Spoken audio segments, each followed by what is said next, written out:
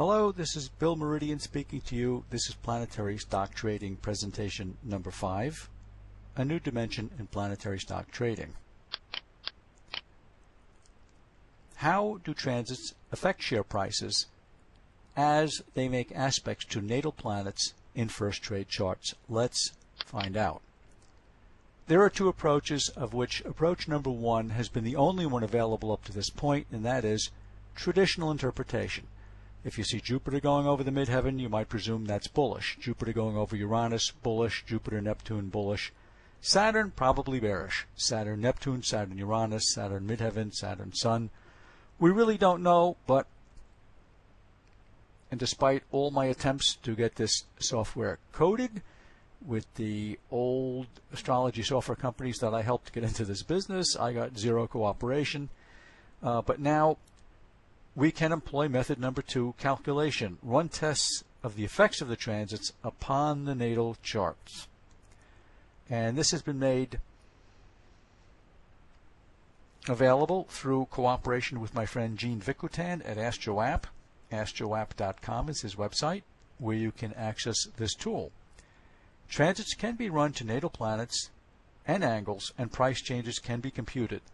We can do this for a single stock or for groups of stocks, so we're eliminating the guesswork.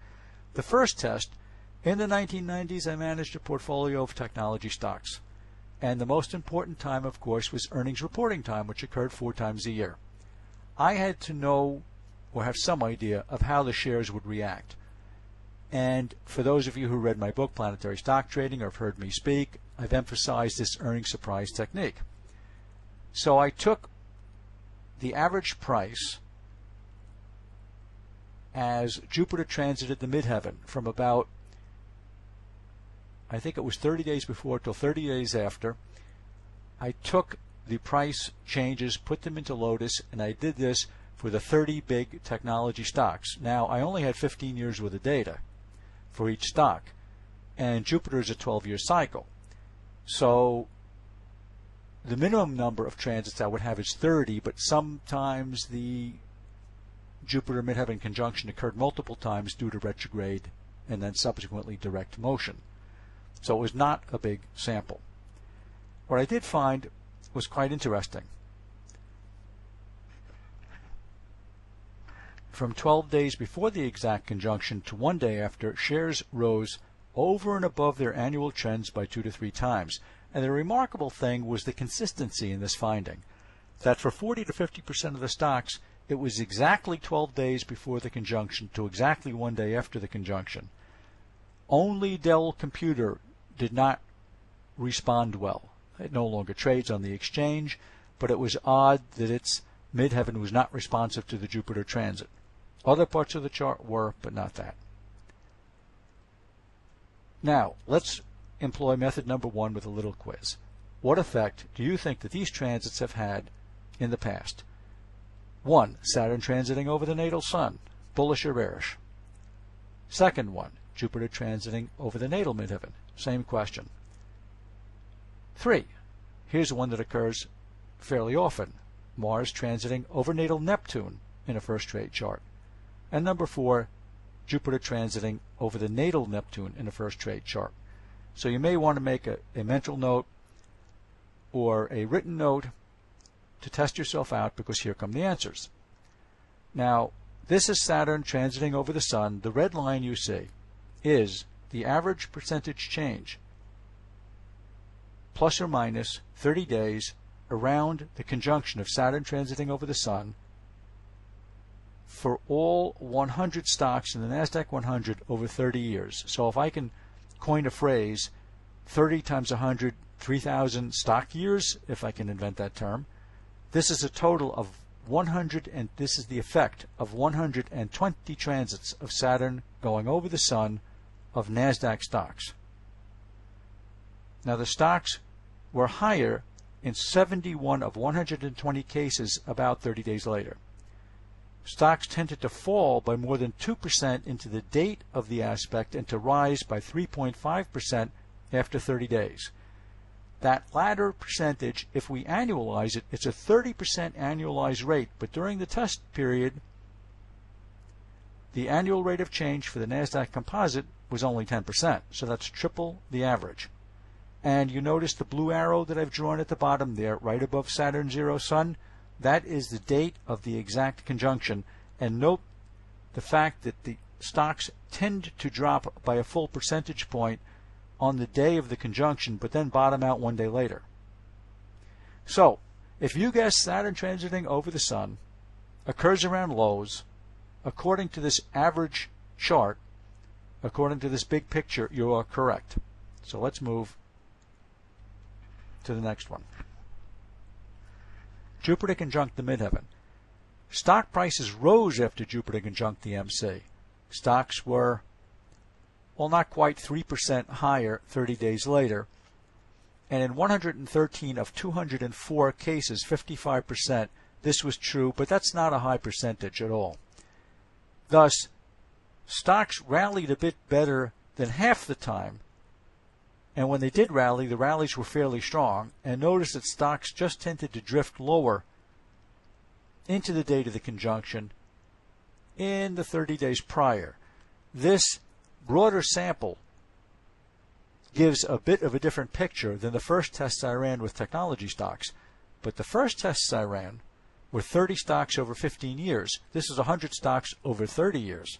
And I used only technology stocks. Here I'm using the NASDAQ 100, which, yes, is mostly technology stocks, but not all of them are tech stocks. So if you guessed that it was bullish after the conjunction, you were correct. Now here's Mars conjunct Neptune. I threw this in because with typical Mars-Neptune energy, it gives you what you don't expect. Mars passing over the Neptune, stocks were almost 4% higher on average, which is about 33% annualized, triple the average of 10%. Stocks were higher in 510 of 840 conjunctions. That's 61% of the time. So that's a fairly good intermediate term indicator because it occurs once every, 1.8 years, a little less than 2 years. So it occurs often enough. Now let me point out, I would not buy any stock on the basis of any one of these. If I were a technician, which I've been trained to be, or I was a fundamental guy expecting a move up, and I saw Mars hitting the Neptune, that would give me an added degree of assurance.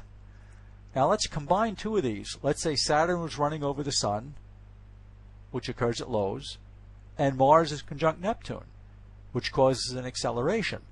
Now, putting two together, that may cause me to buy. But we're in the basic stages now. I'm just trying to get you familiar with the basics and get you reading the charts and understanding what Gene and I are trying to convey to you. So Mars conjunct Neptune, a fairly good intermediate term indicator. Now I threw the next one in.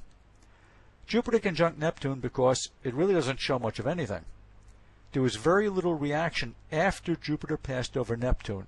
So after Jupiter goes over the Neptune, in a first trade chart, don't expect much. Essentially, you can ignore this.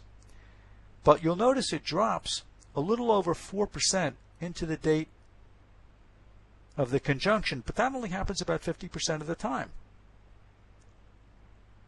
So it tends to have a bearish effect, but with a low probability going into that date. So it's something to keep in mind, but it is not a really strong indicator.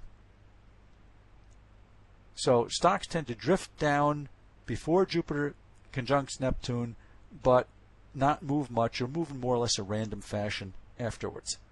So now we can finally quantify these hits.